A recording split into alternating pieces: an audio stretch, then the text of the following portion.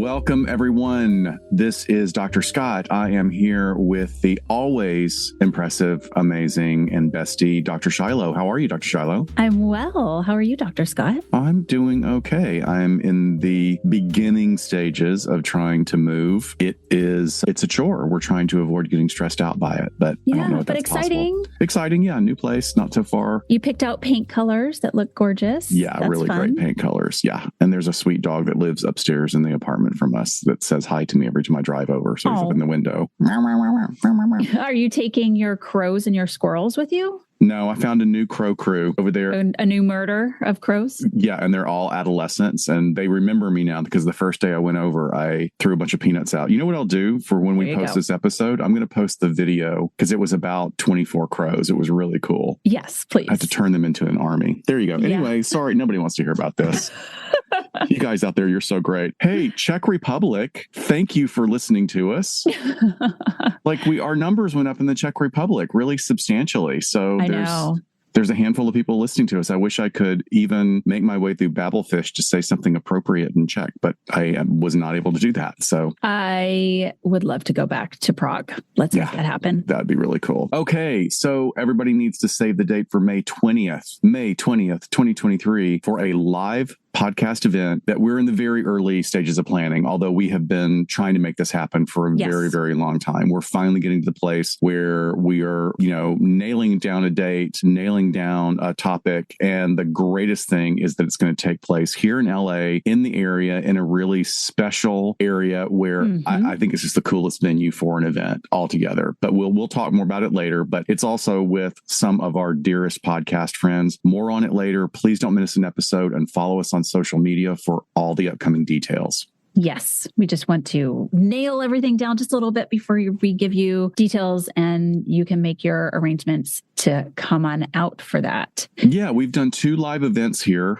I mean, we did one ourselves, and then we were part of another one. And I think both of them have been really good sort of learning experiences on how to put something like that together. And we have the venue has an expert because she runs the place. So she's being very helpful. It's very exciting. This is going to be a very special experience. So just bear with us. We promise we'll get you the details ASAP because I swear we're going to blink and May is going to be here. So it will. If you haven't listened to our last episode, that was episode 126 on survivor guilt, sparked from the shocking reveal a month ago that there was a surviving victim of the Idaho college murders who came face to face with the killer. We decided to dive into what someone who survives a traumatic event may experience. And in that episode, we differentiated the phenomenon from PTSD and moral injury. And we also pulled some information about those who specifically survive murder, which was super interesting. And in that, at the end of our episode, we were like, well, here's a couple movies that maybe have survivor guilt in them.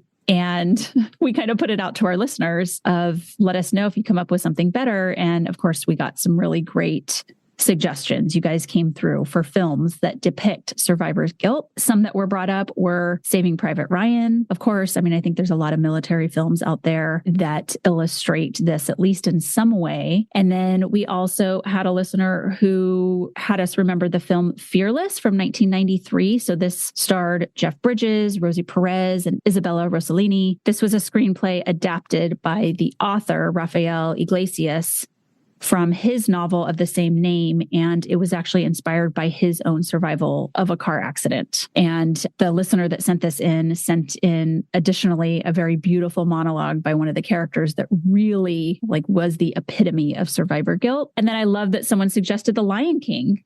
Totally had not thought of that. Of course. Yeah. Yes.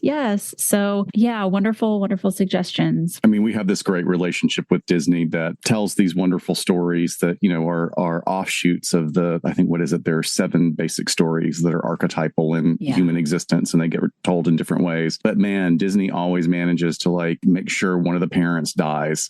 Always. Bambi, Dumbo. It's just always all the princesses. Oh, exactly. None of the princesses have moms. Exactly. Well, who does? Rapunzel does. Well, they've kind of changed they've changed the trope. They wanted to update it, where it's let's not be as traumatic in this way. We're just going to kidnap her. Kills her mother, right? kills. Her adopted mother dies, but she gets to go back to her real parents. That's right. Okay. Yes, mother. Yeah, Mother gets Gothel. tossed out the tower on her ass. Oh, Disney. So, as in previous vintage episodes, we've always framed our narrative within this challenging context of history, historical crime drama, and a myriad of conflicting research sources. And this episode is going to be no different, although it presents a fascinating progression of ever-changing investigation clues that end up with not only a wild court setting, but a defense that would absolutely never work today. You're going to see in our show notes pretty much a listing of all the other podcasts and the books that have focused on this subject. I recommend seeing and watching the YouTube documentaries that are, sort of semi-professionally produced. There's people that are very dedicated to telling the stories. They take a little bit of liberties with some of their sources without giving credit, but it's the internet. What are you going to do? Yes. So we got a little bit of a trigger warning. We've got murder, including dismemberment for some people that might be triggering. So there you go. On October 16th, 1931, seemingly typical Friday night, Winnie, Ruth, Judd went to her friend's bungalow for a dinner and drinks. And what happened next was a mystery told by the lone survivor. At some point, a gun was pulled and all three women were shot. Winnie Ruth in her left hand, Agnes Ann Leroy, and Hedvig Sammy Samuelson, both fatally. Now, clearly an argument between the friends broke out. Over what? It's still unclear. Men, money, other women, but it gets really dramatic. The body of Agnes was folded into a large trunk. Sammy's body was too cumbersome and would not fit into the remaining valise. So her body was then dismembered, placed into multiple suitcases, and covered and wrapped in articles of clothing. Winnie Ruth then loaded up her heavy luggage and boarded a train headed for Los Angeles. And while en route, the trunks began to leak and emit quite a strong smell that was immediately recognized by both train staff and police. But their initial assumptions were only partly correct. While railway staff was well acquainted with the regular smuggling of deer meat over state lines, yes, that was actually a big thing back then, they really weren't prepared for what was revealed inside Winnie Ruth's luggage. Police met Winnie Ruth, now accompanied by her LA resident brother, at the Los Angeles Central Station and asked her to open the trunks. Claiming that her husband had the keys, she managed to flee. Immediately following, her brother surmised that something was completely out of sorts for his usually well-contained sibling. He gave her as much money as he could afford, wished her good luck, kid, and watched her fade into the crowd of downtown Los Angeles. While back at the railway station, police and train staff forced open the trunks and unveiled a horrific scene. Whoa, well,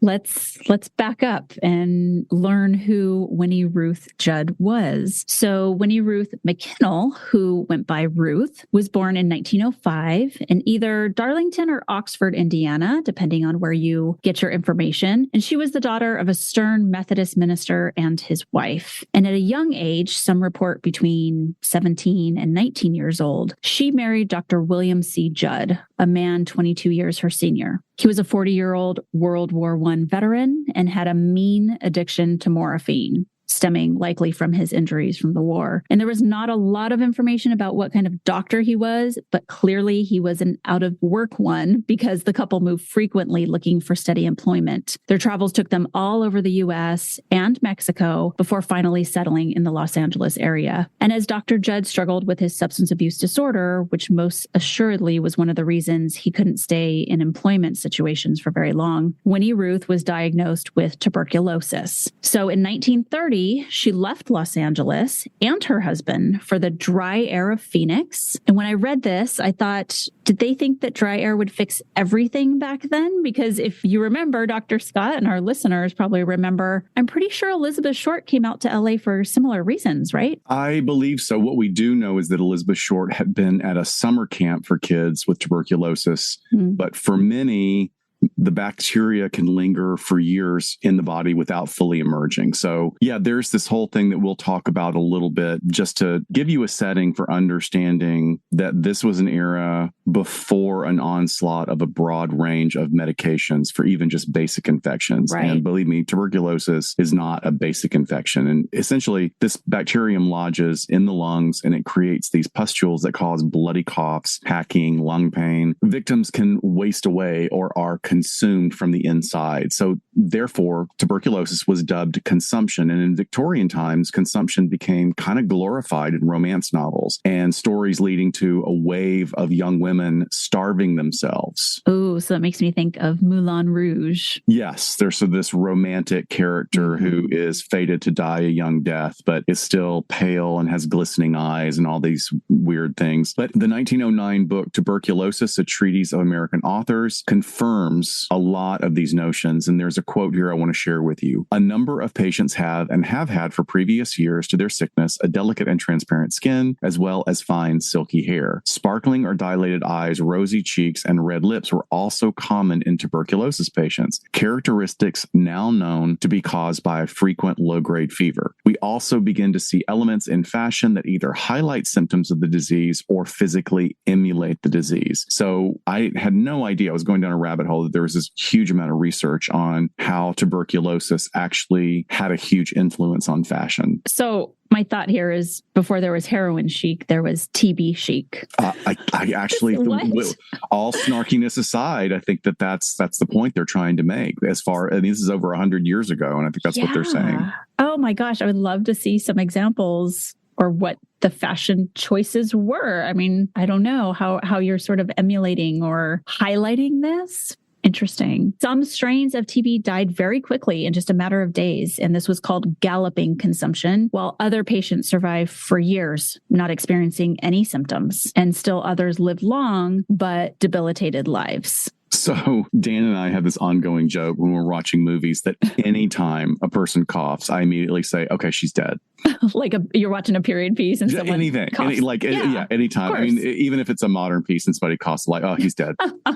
But we were watching Mildred Pierce, and there's this scene where the youngest daughter is all happy and funny and sweet, and she's skipping through the house, and she lets out this little and this little bird cough, and immediately from my Barco lounger, I go, she's dead. She's dead. Pointing, doing that like Leonardo DiCaprio meme where you're like pointing at the TV. That's it. She's dead. But I digress. Look, from the mid 1850s, tuberculosis actually grew into the major cause of all adult death in U.S. cities. And it was fueled by crowded and unsanitary living and working conditions that were precipitated by the Industrial Revolution. So that particular outbreak lasted for decades and brought a lot of people seeking help out west. So thankfully, antibiotics have made it a very, very rare condition statistically to the world population, but it is very common in hospital and incarceration settings for staff to get exposed to the bacterium due to the poor historical health care of inmates or disadvantaged public populations. So when I worked in the prison, when I worked in the jails, we were tested for tuberculosis all the time. Oh, If you tested positive, you had to take time off until you were given the all clear. Yeah, I think they even continued to test people who were recently paroled, because I remember my clinic getting one client that tested positive and like, oh man, I just remember everybody freaking out. Yeah. So yeah. TB does remain a significant public health problem. In recent research looking at 2015, there were an estimated of 10.4 million tuberculosis cases and then 1.8 million fatalities from the disease. And of those 1.8 million fatalities, that included 250,000 people who had been diagnosed with HIV as well. So clearly it would have impacted their immune system quite horrifically. The cool thing, if we can have a say there's a cool thing and kind of another little historical twist on this, over by the LAPD Academy in Elysian Park, there is the Barlow Respiratory Hospital, and that was constructed over there in Chavez Ravine at the turn of the century. And it was a sanitarium, which is what they called it back then, and then sort of merged into a tuberculosis hospital. And this was all in the 30s. And for anyone in the LA area who's ever driven through there, or if you want to, you can still drive by and see there's the hospital on one side, and then there's all these little bungalows on the other side of the road that were for patients, and they had to spread them out to prevent increased infection. But it's a really kind of neat historical little place. It has a library in it. It still is a utilized hospital today, but just in a really neat little area of historical LA. So back to Winnie Ruth. I thought it was notable, just like you said, there were so many photographs used of her in these documentaries that we reviewed. And at first glance, you don't think too much about her appearance, right? She has kind of this plain yet angular face, the chin length hair, that soft wave bob. She looks like a brunette in pictures, but everything that describes her refers to her as a blonde, maybe dirty blonde. But, she has the thin eyebrows of the day and these really big dark brown eyes with this slightly pouty mouth and not much makeup. She's not totally glam. There's some where she had others and where she was wearing furs, but generally not a ton of makeup. But I don't know. I just found something really sort of intoxicating and interesting about her. Like there's something going on behind her eyes and it's intense, but it's not scary or evil or gives like killer vibes, I guess. I don't know. It's really hard to sort of describe, but the reports say she was only 5 feet tall, but I think she's very pretty. And it's just interesting to kind of look at these still pictures of individuals from back then and think about what they're accused of or what they have done. And I don't know, I just wanted to talk about the observation a little bit of looking at these pictures of a very beautiful woman and then thinking about what she has done in this case. Yeah, it's interesting because I had the same experience. Some of the pictures you look at it and go, there's nothing remarkable about this one at all, but then she's described as attractive and you look at other pictures and you see certain angles. But I'd agree with you. First of all, I love that you noticed all that. I thought overall she has this haunted quality. Like she's not giving the 1,000-yard stare that you would see in someone with like chronic or, pretty moderate to severe mental illness. She's not mugging for the camera as some of our other vintage case killers have done. But yeah, there's a quality to her that's just fascinating. You wonder where the truth is in all this narrative. And I know we've barely started, but there's just so much conflicting information that comes up. But let's get back to the narrative. There's a report that Winnie Ruth initially got a job as a governess with a wealthy family when she moved to Phoenix. But it also seems like somehow she got diverted from that and she was ending up working as a secretary at the local clinic. And there's a little bit of Arizona history here. The Grunow Clinic was built in 1931, and archivist reports show the clinic opened with 13 specialists, a laboratory, a research center, a radiology department, and a medical library. One of the first in the state. I mean, that's really impressive, especially for that time in American history as far west as it was to have that big of and advanced to something being built in that area. It was created in the memory of Lois Anita Grunow, a 7-year-old girl who died in Chicago after a possible misdiagnosis. Her father, William Grunow, a wealthy businessman from the Midwest, endowed $1 million to have the clinic created in Phoenix. He purposely had it constructed in a more working class area to make sure that there was top-notch medical services that were more available to the working class community. What a great idea. Yeah, absolutely.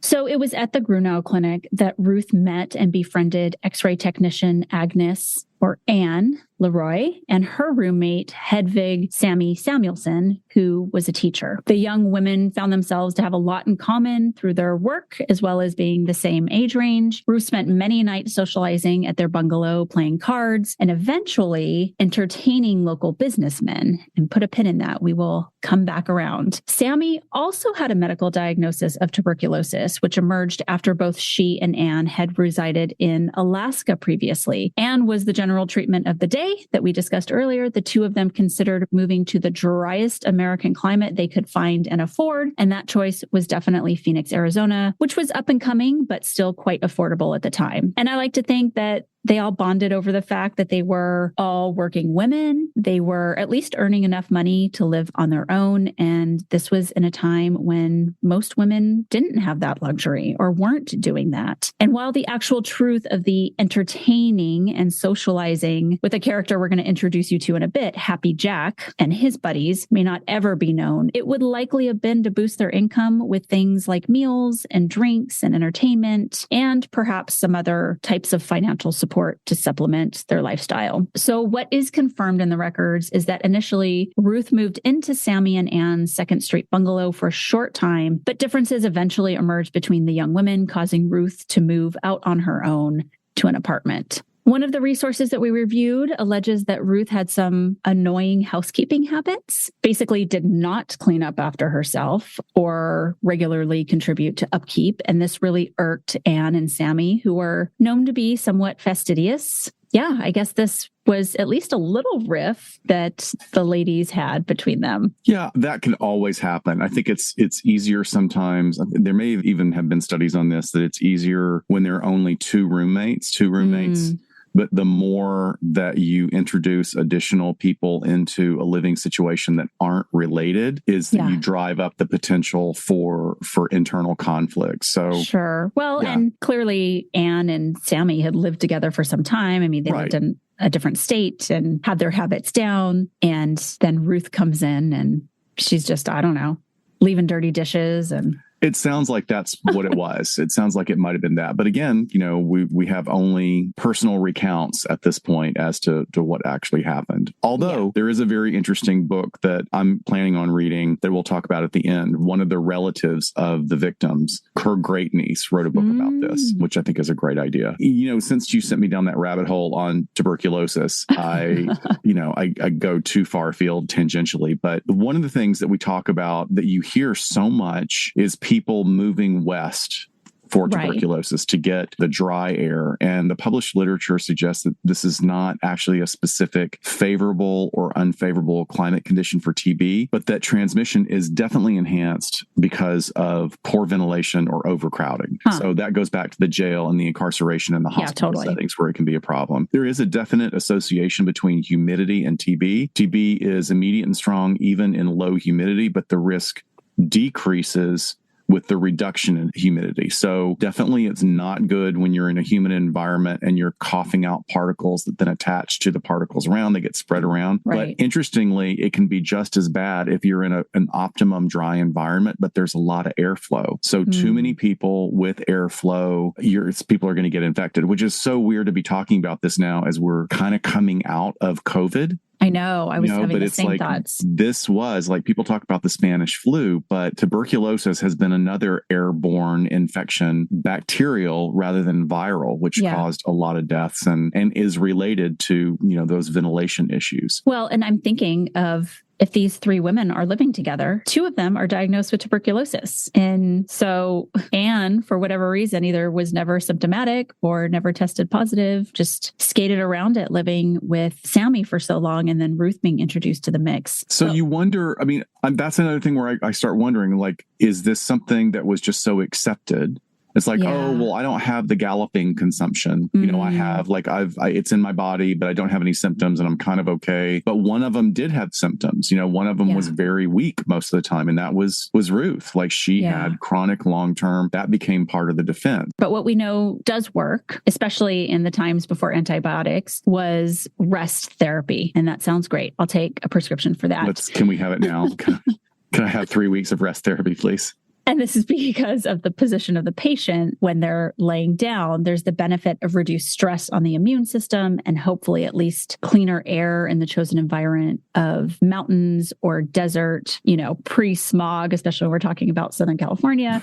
Right. But mainly it was because of that lying down in a reclined position that actually deprived the TB infection of the oxygen that it needed to stay alive in the system. So deprive it of oxygen and it doesn't reproduce as quickly or efficiently. So this makes me think awful. Of that. It does sound awful, but it makes me think of the studies they keep trying to recruit people for going to Mars. They're like, hey, we need volunteers that can lay in bed for 30 days on your back. You can't get out. And there's people just clamoring, please. Oh my God, please. That would drive me insane. I don't care about going to Mars, but let me be in bed for 30 days. Just take me anywhere. No. After about 6, I would be absolutely insane. So. Right. No. Hey, so there is another character that gets introduced into this story. Out of all these myths, legends, contradictions in the reporting of this crime, there is one particularly named that is either prominent or playing a very close backseat, depending on who is telling the story. And that is Happy Jack Halloran. He was a very successful businessman who made his fortune in the local lumber industry. He was also firmly entrenched in a circle of like-minded and similarly accomplished and well-to-do businessmen who shared a peculiar habit. They all tended to have double lives. Rich men with double lives? I'm clutching my pearls. Such a shocker. I need a moment. Safe space? Do you need a moment to process it? I need a fainting couch. Hang on. I know, what a concept that rich douches would have double lives and women on the side. So Jack and his compatriots had presentable and respectable family lives. They were, pinnacles of society, married, multiple children, and they presented well in public because it was also part of presenting well for the reputation of their businesses. What those outside of the higher income brackets didn't know was that these men who were ostensibly out of town on business, quote unquote, every other weekend, were actually partying it up on the other side of the tracks, usually with a crowd of young women on lower or only relatively stable income. And during her time as a governess, Ruth met Jack Halloran. He was then 44 years old, so really much older, almost like her husband was. So let's put a little pin in there for some Freudian issues, right? Or some psychodynamic issues or daddy issues there. But Jack was not only successful in a pillar of society, he was really well connected, which becomes a very important factor later on in the story. Winnie Ruth became involved with Jack.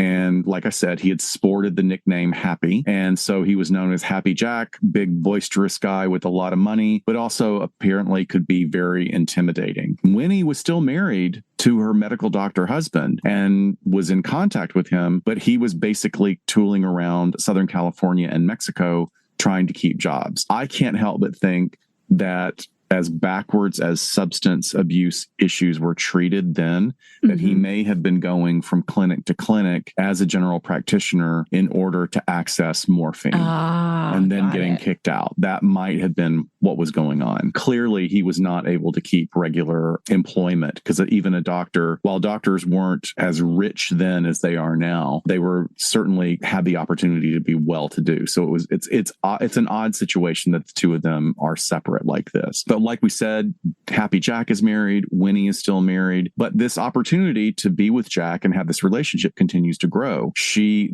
then moved out of the shared apartment after the sort of dust up with her roommates and found her own lodging that was really only a few blocks away. I think it was like hop on the streetcar and get off in just a couple of minutes. It was very, very close. But even though they had all kind of split up a little bit, they did not stop their parties. Now, the ladies' late night Vodiodo gatherings were continuing. I'm sorry, what was that? What? The what? Okay, well, so in honor of the recent death of Cindy Williams from Laverne and Shirley, I'm using the euphemism for sex that was taken from this actual time period. So they borrowed it so you wouldn't say sex, you could say Vododio. You were out last night doing your Vododio-do. Vododio-do? Yeah. I have never heard You've never heard that?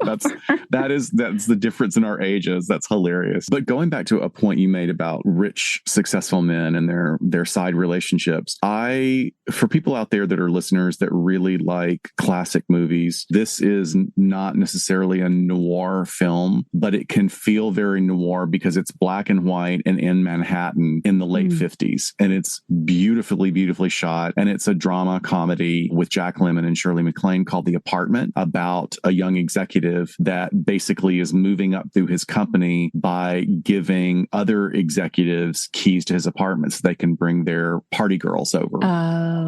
To have their trysts, and the family won't know about it. So he meets Shirley MacLaine, and it's very interesting because it talks about this very subject of being basically a piece of property. You know, you're a kept woman and sort of kept on a string by these rich guys. Very, very funny. While it is a comedy, it has some real moments of sadness and poignancy that is really about the unfulfilled promises made by men to women in power at that time, and probably still happening today as well. In some of the reports about the relationship, and who knows where this information came from, but it says that Happy Jack and Winnie Ruth's relationship was not just drinking and carousing, but that they would sit on the front porch of her little rental cottage for hours and share everything about their lives. So they were supposedly building this significant romantic relationship, even though they were both still married.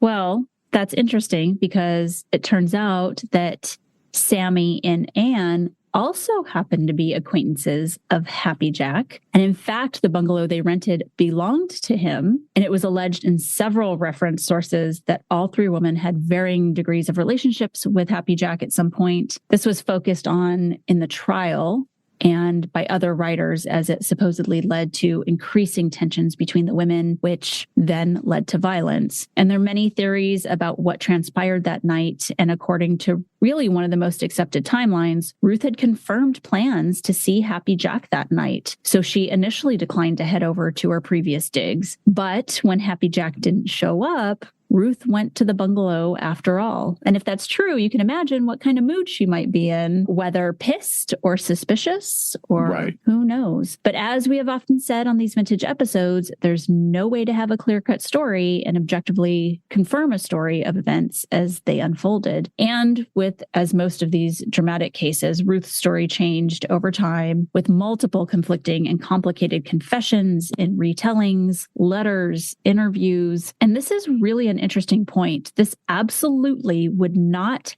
happen today, or rarely happens today, as defense usually has a much stronger impact and control of what the defendant is saying. Does it seem to you that maybe today defendants say even less, like we want our clients to say as little as possible in that kind of setting? Oh, I think it's night and day. I mean, with the handful of vintage cases that you and I have covered, right? I mean, there's like 17 interviews by police, and there's, multiple statements to the press, stuff that you would never see today that attorneys would shut down immediately. The thing that sticks out for me is you don't ever really hear about people accused of murder going on the stand. Right? Oh, no, no. Their attorneys are like, no, you're not going to be cross-examined at all. We're not going to allow that. So they're not even going to take the chance on that. But when we look at these vintage cases, especially the women's cases that we've covered, they're always going on the stand. Always. Yeah, that's true. I mean, not just like the, press conferences or talking to the media, which we know back then, and especially in Los Angeles. And I know we're bouncing back and forth between Phoenix and LA in this one, but I'm sure it was in most metropolitan areas where the reporters and the media were so embedded with the police and almost being there, like literally in the same room or the same space when interrogations are happening, if not being the first on the scene before police even get there. So, yeah. Interesting. Well, there's another timeline possibility that implies that all three ladies were socializing at the bungalow when an argument emerged from discussions about where Happy Jack's true affections were focused. So we're not talking about them all getting together that night. We're talking about an engagement or an interaction afterwards. So, I can't say anything definitive about this. Clearly, it seems a bit tropey to think that these three rather independent and successful women would be so focused on their previously shared relations with this one guy. Maybe I'm not seeing this through, but it just is interesting to me that, it's just hard to tell. It doesn't seem like, just the idea that we would want to frame like all these women fighting over this married guy, it just doesn't seem legit. But anyway, if we follow the narrative of this particular timeline, allegedly Sammy pulled out a 25 caliber handgun with the first shot going into Ruth's left hand. This was followed by Anne grabbing a nearby ironing board and beating Ruth with it. And so this is Ruth's narrative, clearly, because she's the only survivor here. And there's a lot of problems. There's a lot of problems with this particular story, that Ruth could have said something so inflammatory that she's attacked by both women. But even more significantly, that Sammy, remember, was diagnosed with a pretty chronic case of tuberculosis. This was actually the reason that she was in the Southwest, to try and recuperate, that she's going to be the one that initiates this big violent act. And this particular timeline was at the same time that Sammy was described as being bedridden. So I think we have to ask ourselves, is it really possible that someone in a very chronically impaired state could have put up a fight over a gun? Or, I would just think, I'm not going to take out a gun and shoot someone, because what if the fight is on and now I'm bedridden? Like, that's a pretty, impulsive thing to do. Could happen. It's weird. And then they're still entertaining guys. So here's Sammy over here every once in a while, like kind of looking pale and, like she's about to die. My cheeks are rosy. My cheeks are rosy. Can I have some of that bathtub gin? That would be great. I'm glistening. Anyway, going back to one of our sources, it's alleged that Ruth then threatened to out Sammy and Anne's intimate relationship, saying that she was going to tell everybody at the clinic that they were in a lesbian relationship. Right. And while Sammy was known to adopt some of the more traditionally masculine attributes of clothing, her short bob was not out of the ordinary for the time. You can look at some of these photos and you can go, okay, not only is Sammy really stylish, but she does look a little butch. She's attractive. She's at one point, she's wearing kind of like a men's jacket with like a big tie and big pants.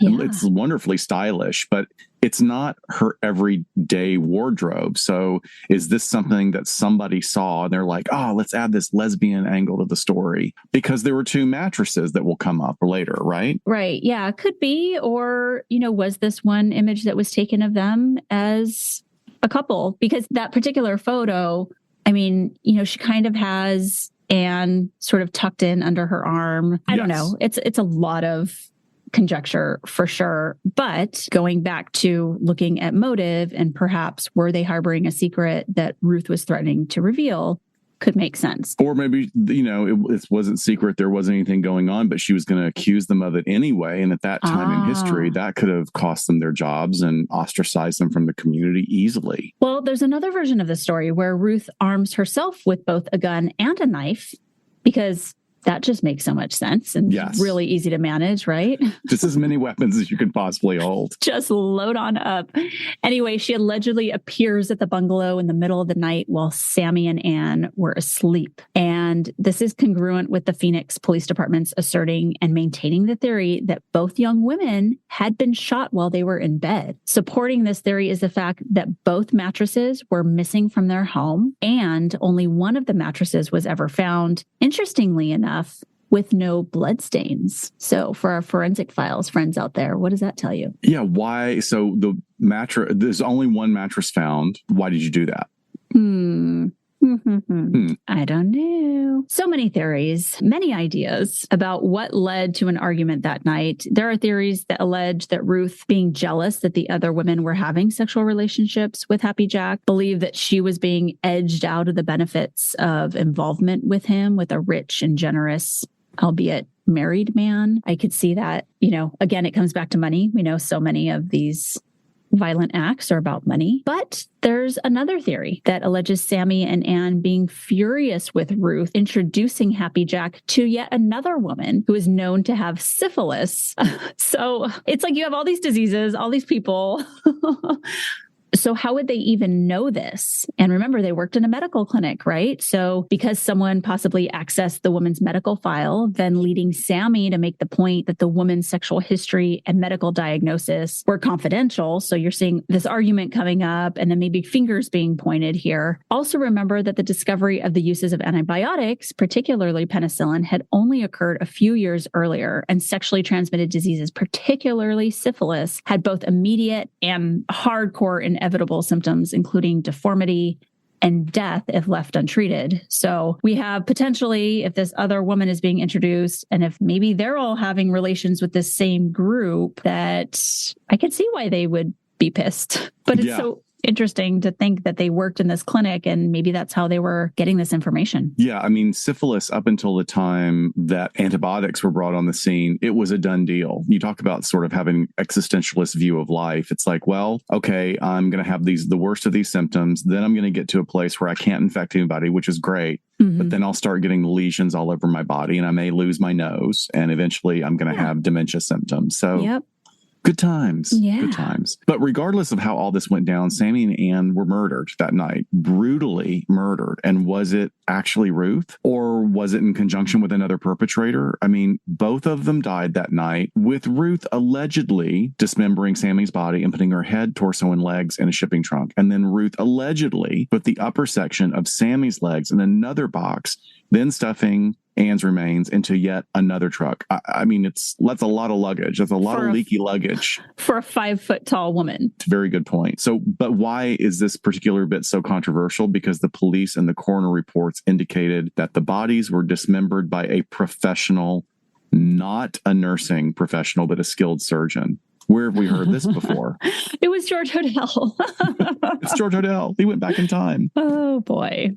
Right. It's the same kind of precision that requires a background in surgery, or maybe butchering. But the accounts that I read and the research I did were talking that it was really surgical dismemberment. But then again, if somebody comes from a rural background and they know how to butcher an animal, they might have been proficient at that. But apparently by the time the next chapter of events happens, it's pretty gross. So somehow Winnie Ruth is able to get herself on a train from Phoenix to Los Angeles. She alerts, I guess by telegram, her brother that she's coming. Her brother, Burton McKennell, agreed to pick her up at the train station. He was a student at USC at the time, and it's pretty likely he had no clue about what was going on with the crime. But on observing the trunks and the state that they were in, as well as seeing his sister's odd behavior when she was being questioned, something must have clicked in him, and he realized that he needed to get out of this situation. And as we shared earlier, he dropped Ruth off in a downtown Los Angeles area with a reported amount of $5. In today's conversion, that would have been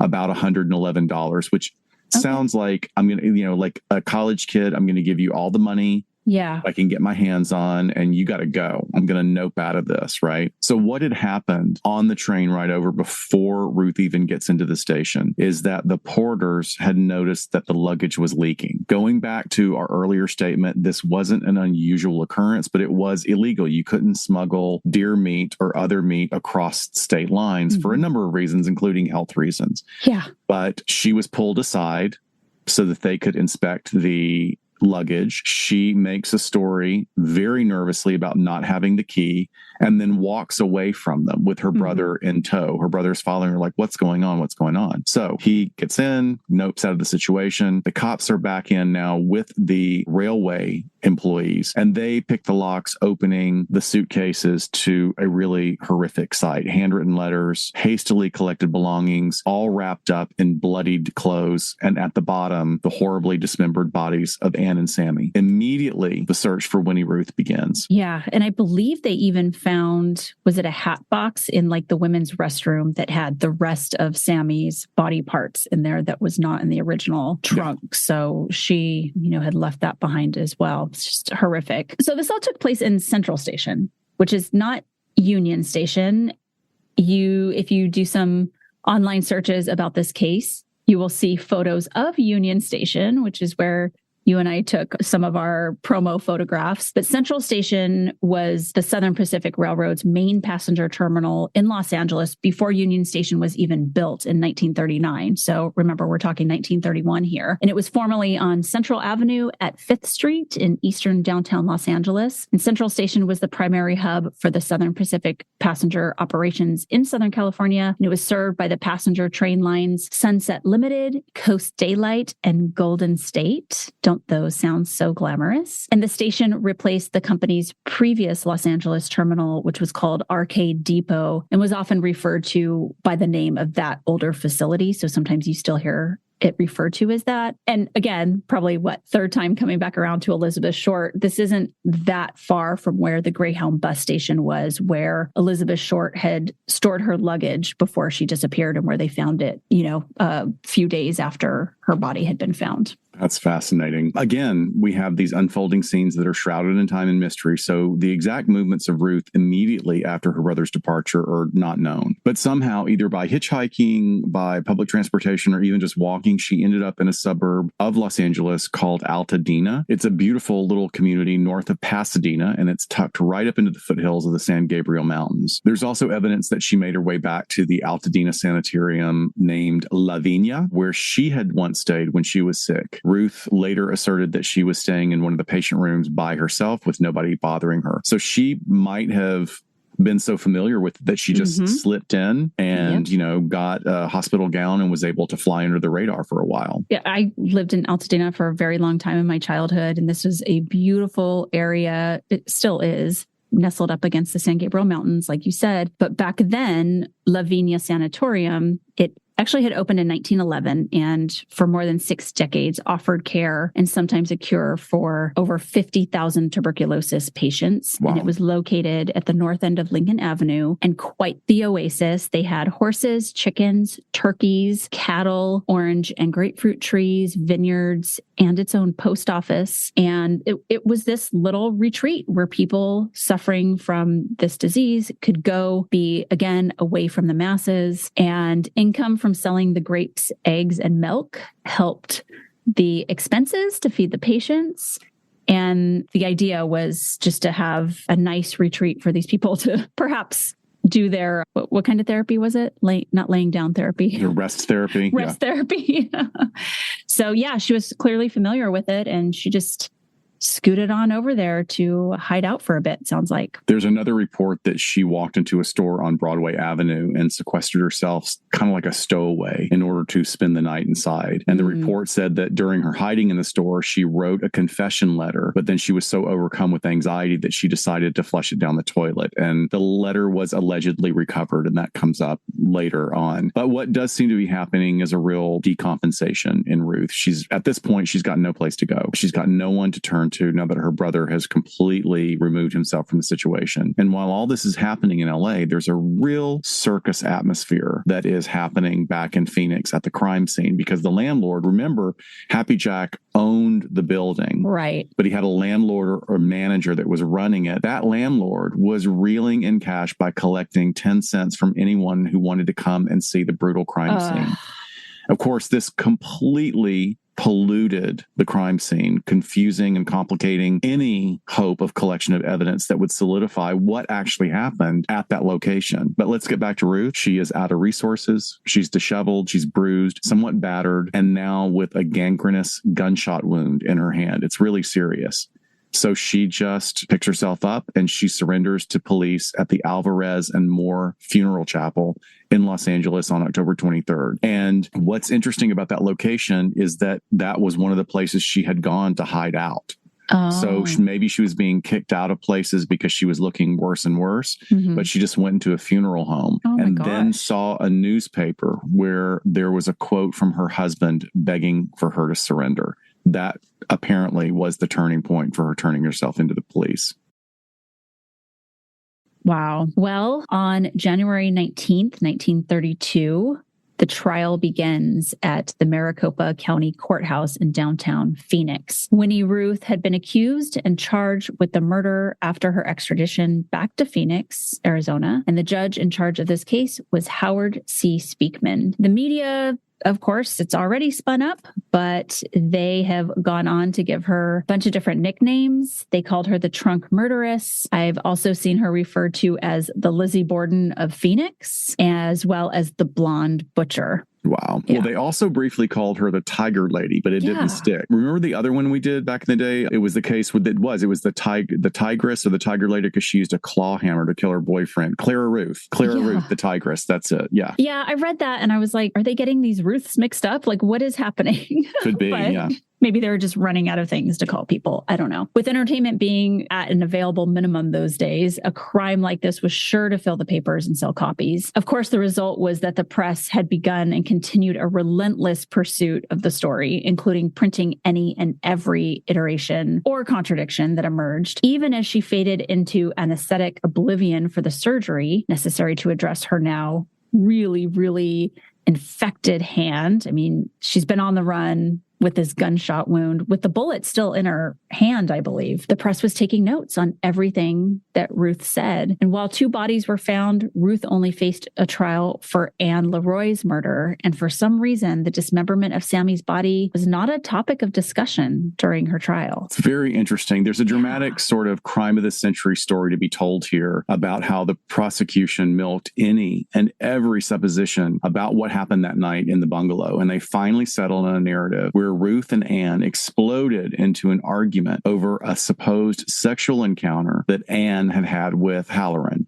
And that particular narrative implied that Ruth stabbed and then shot Sammy after a brief confrontation. Winnie Ruth had been able to construct a team of lawyers due to the very charitable donations of people like William Randolph Hearst, which is very interesting that this newspaper guy is like just comes out of nowhere. Who's got millions. I mean, he's got lots of money to burn. But I don't know what his motivation was. Maybe it's like, well, this is going to sell a lot of papers, so maybe it's worth keeping it in the news for a while. Not really sure. Or like promising incentive for some exclusive interviews. Oh, yeah, probably. I mean, that makes sense because eventually I think this was getting so glorified and out of control that the judge put what we would now call a gag order, but he was like telling people to shut up and stop talking about it. But as any good defense team would do, Winnie Ruth's attorneys countered with the very legitimate concern that the crime scene had been completely polluted by the throngs of looky-loo loos that were paying 10 cents to see where the trunk murderess had completed her heinous crimes. So how was it even possible to know what happened with no clear and undisturbed evidence at the scene of the crime? Yeah, sounds very murky to me at this point. Winnie Ruth's Methodist minister father and pious mother were present throughout the trial for her defense. Her father told newspapers that he was fervently praying for his daughter's soul and that his daughter could not have been responsible. Note, keyword responsible for her own actions based on the incidents that had taken place. The very religious retired minister was referring to an older man that Ruth had had an affair with when she was 16. Ruth's mother, in her attempt to be helpful, stridently asserted that insanity ran in Ruth's family. So there's that. Your mother comes forth to start touting the mental illness of the family. Which is very interesting because I don't know, there was such a, really such a prohibition and such a stigma of any kind of issue about mental health, mental illness, insanity. I don't know if that's a thing unless that was what the goal was to go for the insanity defense, because It seems like that's where this is heading. Sure. Like we said earlier, a salacious crime like this was seen as comparable to the title of Crime This Century. It has all the necessary ingredients, right? We've got changing confessions, we've got a brutal murder, unreliable evidence, and of course, the claim now of insanity. But the prosecution must also squarely implicate Jack Halloran, because clearly they cannot leave him out of this picture. He was too much involved in the women's lives to not have something to do with it as far as they were concerned. He must have been involved because of his liaisons with the women and the implication that Ruth could not have done this alone, right? Which seems to hold a lot of weight. It really does. Halloran was then indicted by the grand jury in the murders. Yes. So Ruth actually testified against Halloran, and in doing so created a courtroom spectacle. Some reports have Ruth claiming that she killed in self-defense and that Halloran was the one who directed her on how to clean up the crime scene. Ironically, however, her testimony appeared to support the exoneration of Halloran, as she claims she killed in self-defense. The judge then determined that no crime had been committed by Halloran. Very interesting to me, because I just can't see how he wasn't involved. I mean, maybe it was a relief that he didn't get indicted, but he didn't have a happy ending. All this publicity called him to fall very far out of favor with his lofty connections back in Arizona. He's reported to have died in Tucson just a few years later, I think in 1939. So it didn't work out well for him, although at this point, we're not going to really know. It was stated, though, that one of his best friends was a very powerful doctor. So if there was a doctor that he could call in the middle of the night, hey, you got to help me take care of this, because neither him or Winnie, Ruth, were going to be skilled enough to cut up two bodies the way they did. It's just not going to happen. Yeah. And Winnie, when she implicated him, basically she said she called him for help, which I could totally understand. Like, who else does she rely on that she's, is there in Phoenix with her? And he has her cleaning up the blood as he's sort of like, I'll take care of this. And then tells her, like, I'll go bury these bodies in the desert for you. She goes home, cleans up, comes back. The trunks are still there. And then he's like, no, change of plans. I'm going to send you on a train to LA and someone will be there to meet you to help you out. And so, I could see that happening. I could see that happening. I got to get you the fuck out of here. So I'm going to tell you this story that someone's going to help you out and you'll probably just get caught, which is what happened. I mean, it seems like, I don't know, maybe that was the plan for her to get caught, because if you're already pretty wealthy, why not give her $500, which would have gone a long way, and she could have gotten there, dropped off the trunk somewhere, and disappeared into the night. Yeah. It's very, very confusing and challenging to figure out, like, these multiple motivations and everything that's just, so opaque now looking back through time. Yeah. But I think she would have, since she went ahead and implicated him, I think she would have implicated, like, if he had a friend come over and helped too. But I do remember the story about the doctor friend, because supposedly he was going to call him up to help Ruth with her gunshot wound. But that never happened. Although Ruth was found guilty of first-degree murder, she was able to convince the warden that she deserved a hearing regarding her mental competence. The warden overturned Ruth's death sentence by claiming that she seemed to be insane.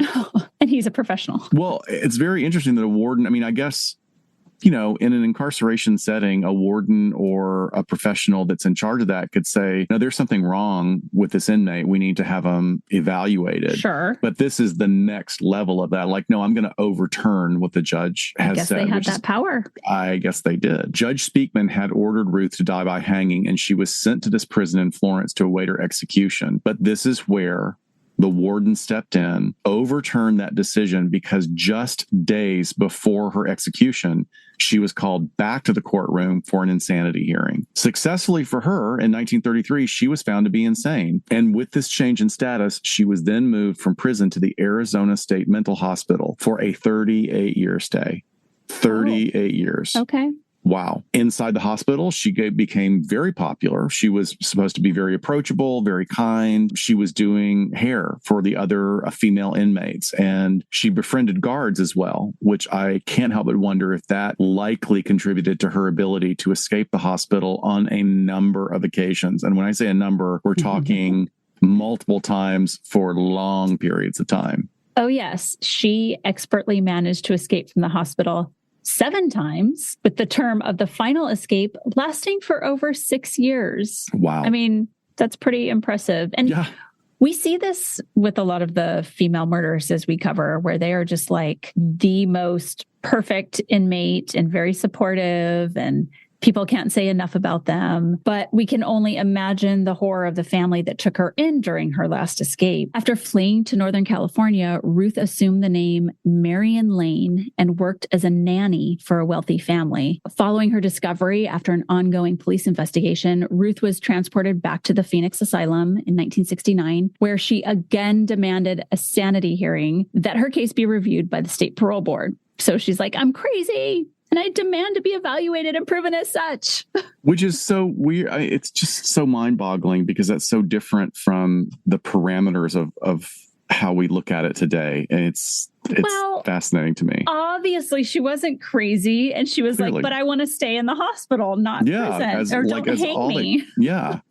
Despite, or you know what, maybe this is more congruent with Ruth's ability to present, to speak well, to understand the process is really different from the way we do it now. The defense on her case attempted to use incompetency as well, which is, kind of completely in contrast to her quotes, her speaking, her sharing in interviews that were happening at the same time, because she was always organized, always put together. Now, her story might have changed a lot, but she wasn't coming across as mentally ill or insane. And they don't even say that, like, well, you were insane at the time that the event happened and now you're okay. Because if somebody, like today, if you got an NGI, if you were somehow able to get not guilty by reason of insanity, it's still because, well, you were insane at the time that it happened, but you could still be fully functioning right now. Ruth's case was actually reopened in October of 1969, with the result being a denial of parole. She was then granted a second parole in 1971. So got pushed off for a couple of years, comes back, gets parole. And during this hearing, Governor Jack Williams signed her pardon. And following her release, she was directed by the court to never speak about her story or the hearing ever again. I guess that, like I was saying before, it was an early form of a gag order. The judge stipulated that the hearings be hushed as not to alarm the community. And when one of her attorneys went to the papers and was blaring, he was fired and shut up immediately. Wow.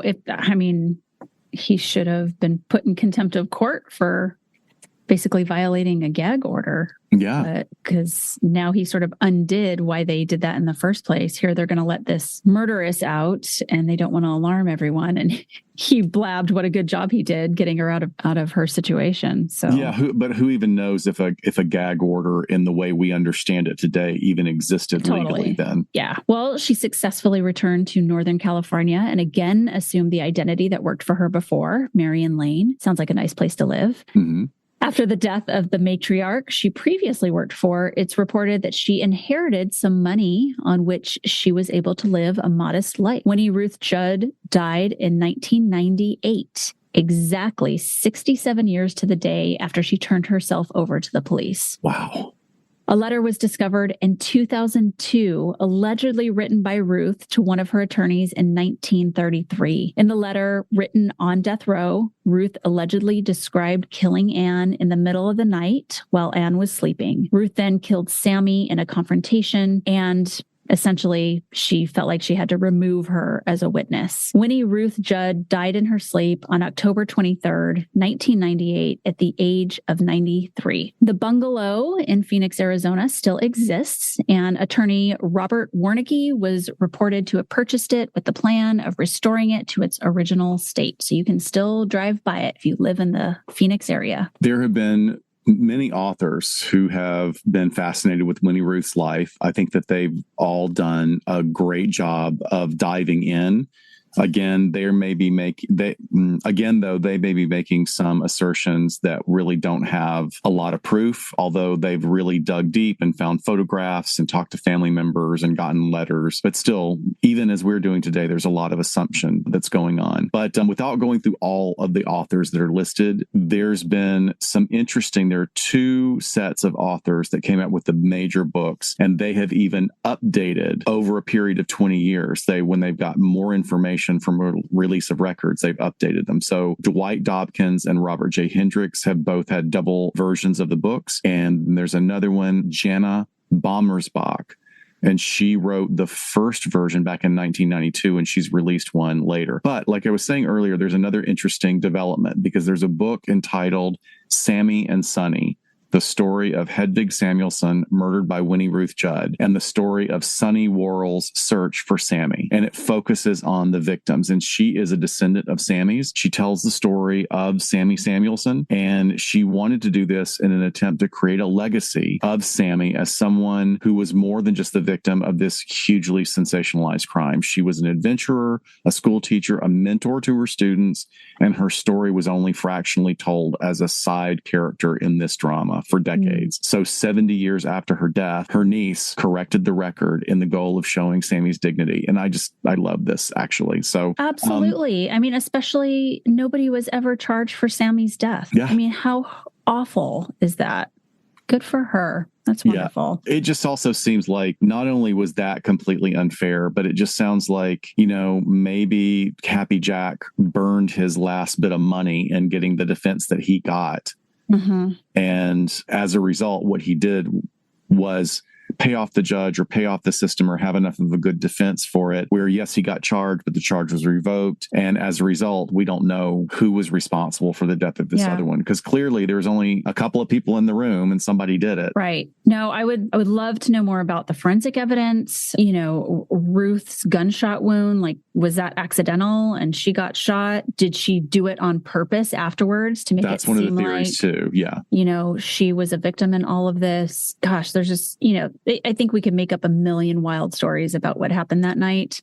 Her killing one of them in their sleep and that mattress being gotten rid of makes a lot of sense to me. And then Sammy gets up and, maybe they thought there was evidence on the other one too and got rid of that as well. And there didn't turn out to be any, but that makes a lot of sense to me. I just wondered what the beef was about. So yeah, great story. If you put Winnie Ruth Judd's name into Amazon, not only will it list all of the books that have been written about this crime, but also the various iterations that have come up on true crime shows, including Snapped or Investigation Discovery. I have not seen all of those. I do have to give a little bit of begrudging props to the first YouTube video that comes up.